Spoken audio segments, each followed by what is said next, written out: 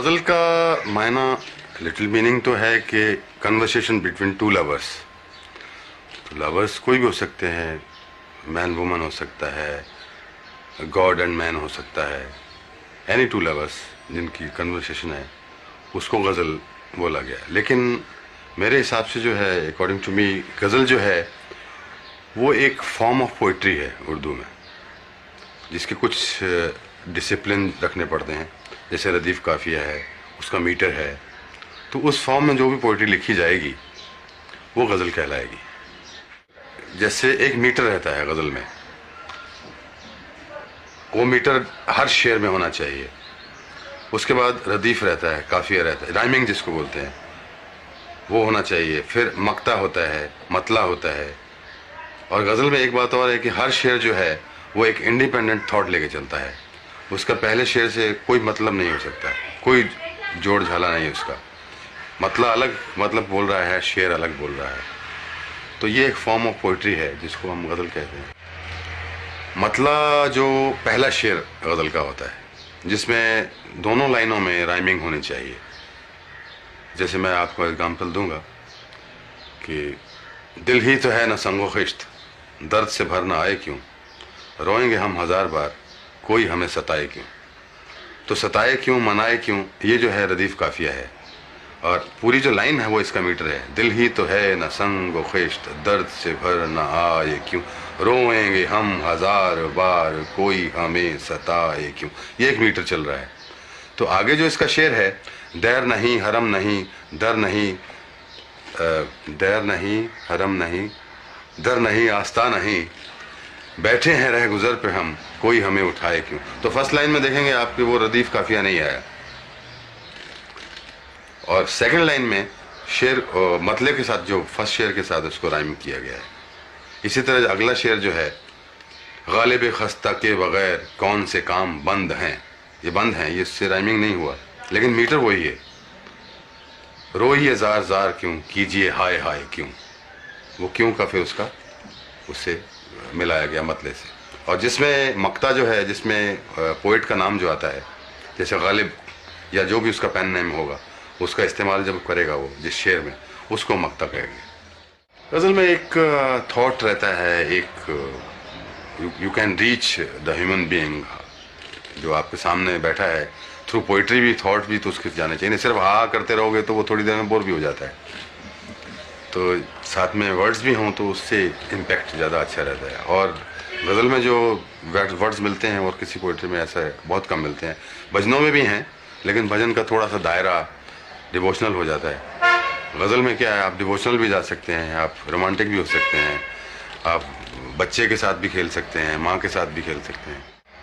गज़ल की जो writing style, तो पहले क्या ज़बान ज़रा मुश्किल हुआ करती थी। पुराने लोग फ़ारसी जानते थे, उर्दू चलती थी, आजकल कम हो गई, तो ज़बान थोड़ी सिंपल हो गई है।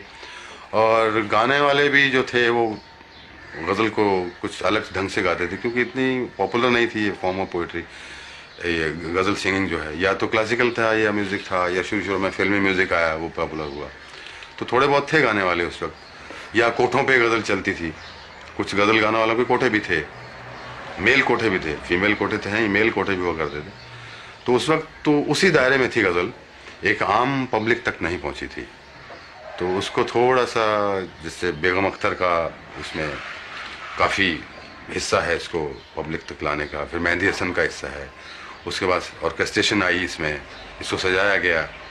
तो एक सिंपल चीज़ को आप डेकोरेट करके किस तरह उसको हाईलाइट उसमें आ जाती है। गालिब की जो गज़ल है, दिल ही तो है न संगो खिश्त, अब इसको कई ढंग से अपने अपने हिसाब से गा सकते हैं आप। दिल ही तो है न संगो खिश्त, दर्द से भर न आए क्यों, दिल ही तो है न संगो खिश्त, दर्द से भर न आए क्यों। अब इसमें क्या है, वर्ड्स अपनी जगह हैं, लेकिन जो गायकी है वो प्रधान हो रही है, ज़्यादा है। अभी जो वर्ड्स में जो इमोशंस हैं वो उभर के आना चाहिए, लेकिन सुर भी खराब नहीं होना चाहिए। इसमें देखिए कि गायकी ज़्यादा प्रधान हो गई थी वर्ड्स थे अपनी जगह पे थे वो, लेकिन उनमें जो इमोशंस हैं वो उभर के नहीं आ रहे थे। अगर हम वर्ड्स को के इमोशंस को सामने रखें और गायकी को साथ में पीछे रखें, लेकिन सुर खराब नहीं होना चाहिए। मैं ये नहीं कह रहा कि आप सीधा गाइए कुछ गाइए, लेकिन ढंग से इमोशंस के साथ गाइए, तो वो उसका इम्पैक्ट जो है वो कहीं ज़्यादा होगा। मैं आपको एग्जांपल सुनाता हूँ थोड़ी सी।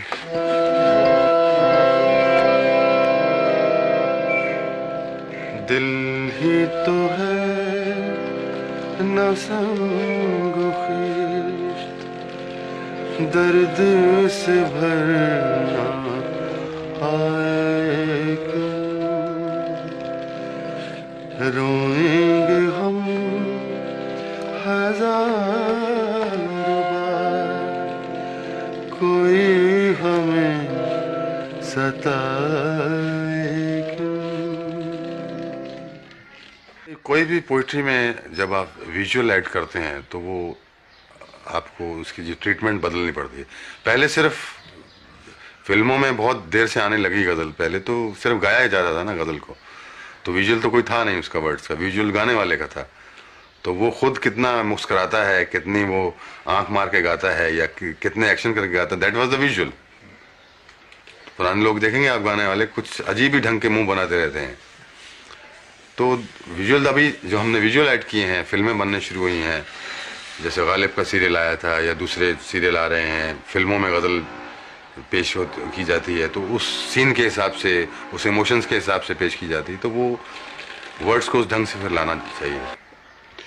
मेरी कोशिश यही रही है कि जो वर्ड्स हैं वो उभर के आएँ, उनमें जो इमोशंस हैं वो जिसको ज़बान नहीं भी समझ आती वो भी समझ जाए कि ये क्या कहना चाहता है। तीसरा, उसकी जो डेकोरेशन है पोइट्री की या म्यूज़िकली ट्रीटमेंट जो उसका है, मेरी कोशिश रही है कि मॉडर्न इंस्ट्रूमेंट यूज़ करें, मॉडर्न ट्रीटमेंट यूज़ करें। जो आजकल साइंस ने जो तरक्की की है, नए नए इंस्ट्रूमेंट निकाले हैं, नई नई मशीनें निकाली हैं, नए मिक्सर निकाले हैं, नए इफेक्ट निकाले हैं, उनका इस्तेमाल किया जाए। तो आप देखेंगे कि मेरी कुछ गज़लें जो हैं, कुछ क्या सभी गज़लें जो हैं वो साउंड के हिसाब से इम्प्रूव होती गई हैं। वैसे एक सिंपल चीज़ को आप कितना खूबसूरत बना सकते हैं ये डिपेंड करता है कि आपकी कैपेसिटी पे आप कितना इस्तेमाल करते हैं इन मॉडर्न गैजेट्स को। मैं आपको एग्जांपल देता हूँ। सिंपल वर्ड्स हैं, अपनी आँख को ज़िंदा रखना कितना मुश्किल है, पत्थर बीच आईना रखना कितना मुश्किल है। तो ये गज़ल है और मैंने धुन भी इसकी इतनी सीधी बनाई है कि आप कहेंगे साहब ये तो क्या धुन है, कुछ नहीं है, दरबारी राग में है वो। अपनी आग को जिंदा रखना कितना मुश्किल है, पत्थर बीच आईना रखना कितना मुश्किल है। अब ये 3 सुरों में अस्थाई है पूरी, सा सा सा सा रे सा सा सा सा रे रे सा सा सा सा सा नी नी सा रे रे रे रे रे रे रे रे रे सा गा रे रे रे रे गा गा गा गा म गा रे सा रे। ये पूरी धुन ये है। अब इसको जब मैं सजाया है, मैंने सजा के लाया हूँ, तो इसका इम्पैक्ट ही अलग है। ये तो अभी कुछ इसका कोई फॉर्मूला तो नहीं है, कोई जो साउंड अच्छी लगती है मेरे कान को मैं उसका इस्तेमाल करता हूँ। और क्योंकि मेलोडी में क्या है कि इसका जो ट्रीटमेंट है वो एक हैंड से जाता है पूरा गज़ल का। I select, I compose, then I decompose also. उसका जो ऑर्केस्ट्रेशन पूरा लिखना, क्या अकॉर्ड होने चाहिए, क्या इंस्ट्रूमेंट होने चाहिए, क्या ताल होना चाहिए, किस तरह का ट्रीटमेंट होना चाहिए, ये सब एक दिमाग से होता है। तब आपको वो एक शक्ल नज़र आएगी पूरी गज़ल में। जहाँ दिमाग जब ये काम बन जाएगा कि सिलेक्शन किसी ने करके दिया, धुन एक आदमी ने बनाई, गाने वाला कोई और है, अरेंजमेंट कोई और कर रहा है, जिसका शाम को दूसरा गाना का अरेंजमेंट करना है उसके बारे में सोच रहा है, लेकिन यहाँ वो हाथ हिला रहा है, तो उस तरह फिर वो एक शक्ल नहीं बनेगी, उसमें एक जो इम्पैक्ट नहीं आएगा गज़ल में। The important thing is the words. The poetry जो मेरे पास आई है उसमें वो मेरे सुनने वाले तक पहुँचेगी या नहीं पहुँचेगी, तो उसका इम्पैक्ट क्या होगा, सबसे इम्पोर्टेंट वो मैं लेता हूँ। उसके बाद दूसरी चीज़ें सब सेकेंडरी हैं। ये तो बचपन से ही सीखना शुरू किया था। हमारे पिताजी को शौक़ था म्यूज़िक का, तो उन्होंने मास्टर रख के दिए थे शुरू में, तो फिर अपना शौक़ पैदा हो गया, प्राइज़ मिलने लगे और वाह वाह होने लगी। कोई भी इंस्पेक्टर स्कूल आया या कलेक्टर आया तो जगजीत सिंह को खड़ा कर देते थे। तो इस तरह वो शौक़ बढ़ता गया। फिर मैंने क्लासिकल सीखा 10-15 साल उस्ताद जमाल खान साहब से। पहले क्लासिकल गाता था मैं, फिर गज़ल में आया क्योंकि ये थोड़ा सा लगा कि ये रास्ता जो है ये अच्छा है, इसमें म्यूज़िक भी आ जाता है, पोइट्री भी आ जाती है, सब कुछ आ जाता है। तो उसी वक्त से फिर गज़ल ही गा रहा हूँ। फिल्में करते हैं, कुछ जो मिल जाती हैं कर लेते हैं, कोई ऐसी भागा दौड़ी नहीं है उनके पीछे। कोई अच्छी फिल्म मिल जाती है तो जैसे प्रेम गीत थी, अर्थ है, कालका, ये अच्छी फिल्में की हैं मैंने। नहीं, फिर मैंने अब ट्रैक चेंज कर लिया क्योंकि मुझे इसमें अपने नॉन फिल्म जो सर्कल है इसमें सक्सेस मिल गई, तो मैं फिल्मों के पीछे फिर भागना छोड़ दिया था बिल्कुल ही। फिर उसके बाद जो भी फिल्में आई हैं अपने आप ही आई, मैंने तो कभी गया नहीं मानने। और जब तक थोड़ी बहुत आई हैं वो सक्सेसफुल हैं, उसमें कुछ सिल्वर जुबली भी की है प्रेम गीत ने, अर्थ ने। तो लेकिन ऐसा नहीं है कि बहुत ही चुम्मा चुम्मा या जुम्मा जुम्मा हो गया हो कुछ, तो वैसा नहीं है कुछ। नहीं, वो ढलने नहीं लगा, स्टैंडर्ड गज़ल का फिर से ऊपर आने लगा। तो वो जो सस्ता गाने वाले थे वो थोड़े से बैठ गए हैं क्योंकि गालिब का जो सीरियल आया, अभी जो कहकशां आएगा, उससे क्या स्टैंडर्ड ऑफ गज़ल जो है पोइट्री, वो अभी लोगों को पता कि असली चीज़ तो ये है। पहले तो हम ऐसे ही तमाशा ही देख रहे थे, तो इसलिए वो छोटे मोटे जो गाने वाले जिनको ज़बान नहीं आती या नहीं आता वो बैठ गए थोड़े से। बहुत महत्व है साहब, एक बार आप स्टेज पे जब बैठे हैं तो उस वक्त तो ये देखना है कि ऑडियंस जो है वो खुश जानी चाहिए आपसे। चाहे आप गज़ल गा के खुश करो, चाहे आप जोक सुना के खुश करो, चाहे आप ठुमरी गा के खुश करो या पंजाबी गा के खुश करो, वो सेटिस्फाई जाना चाहिए। एक जो हॉल में आदमी आया है वो खुश होना चाहिए, हाँ आज मज़ा आ गया, आज परफॉर्मेंस बहुत अच्छी हुई। वो तो हो गया एक परफॉर्मेंस का। लेकिन रिकॉर्डिंग जो आप करते हैं, अगर वही चीज़ आप रिकॉर्डिंग में डालेंगे तो हो सकता है उसका इम्पैक्ट इतना हो। रिकॉर्डिंग में आप वो करिए जो आप करना चाहते हैं। कई गज़लों में हम एक्सपेरिमेंट करते हैं, स्टेज पे गज़ल चुनते हैं, उसका धुन बनाते हैं, फिर देखते हैं कि कैसी जमती है। कई गज़लें बहुत जमती हैं तो उनको फ़ौरन रिकॉर्ड कर लेते हैं।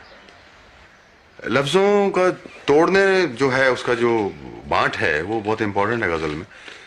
जैसे अब दिल ही तो है ना संगो खिश्त, दर्द से भर ना आए क्यों, एक लाइन है ना ये।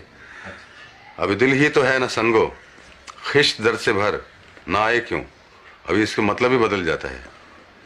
अब संगो खिश्त जो है उसमें इजाफत की एक वर्ड माना जाता है। दिल ही तो है ना संगो खिश्त, पत्थर नहीं है, दर्द से भर ना आए क्यों। तो ये बाँट जो गाने में भी रहनी चाहिए तो इसका इम्प्रेशन जो है सही आएगा। तो कुछ लोग थे गाने वाले जो तोड़ देते थे वर्ड्स को, तो इधर उधर, मैं नाम नहीं लूंगा। तो हमने तो दिल को दे के जुबां पेश कर दिया है। अब एक लाइन है, आपको समझ आई है? हमने तो दिल को दे के जुबां पेश कर दिया। अभी इसकी डिस्ट्रीब्यूशन ये होनी चाहिए कि हमने तो दिल को दे के जुबां पेश कर दिया, हमने तो दिल को दे के जुबां पेश कर दिया। अब वो डिस्ट्रीब्यूशन से आपको मतलब ही और हो जाएगा, समझ नहीं आएगी, जबान भी गलत लगेगी। नहीं, मॉडर्न मतलब इसका ट्रीटमेंट आप कर लीजिए जो भी करना है, इंस्ट्रूमेंटल पे या उस पे, लेकिन डिस्ट्रीब्यूशन यही होना चाहिए। हमने तो दिल को दे के जुबां पेश कर दिया। तो हमने तो दिल को पेश किसको किया? दिल को। क्यों किया है? क्योंकि जबान दे रखी थी। हमने तो दिल को दे के जुबान पेश कर दिया। नया इस वक्त जो चल रहा है, आजकल रिकॉर्डिंग चल रही है, एक लॉन्ग प्ले हम बना रहे हैं लता बाई के साथ, जो कि मेरी ज़िंदगी की जो एक 25 साल की जो एक मेहनत का फल है वो समझो मुझे मिल रहा है इस रिकॉर्ड से, और वो जल्दी आपके सामने आएगा। और अच्छा रिकॉर्ड होना चाहिए क्योंकि इस वक्त मुझे मौका मिला है जो मुल्क की क्या दुनिया की जो सबसे बेहतरीन आर्टिस्ट है उसके लिए मैं कंपोज कर रहा हूँ, वो मेरे लिए गा रही हैं। उसमें शायद एक दो गज़लें मैं भी गाऊँगा, तो इस वक्त वो चल रहा है। बाकी कई प्रोजेक्ट हैं, जैसे कहकशां का प्रोजेक्ट आने वाला है और गज़लों के भजनों के प्रोजेक्ट्स आ रहे हैं।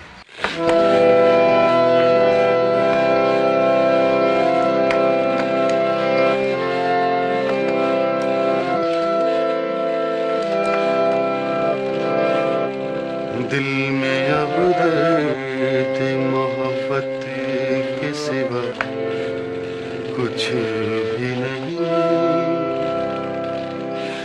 दिल में अब दर्द मोहब्बत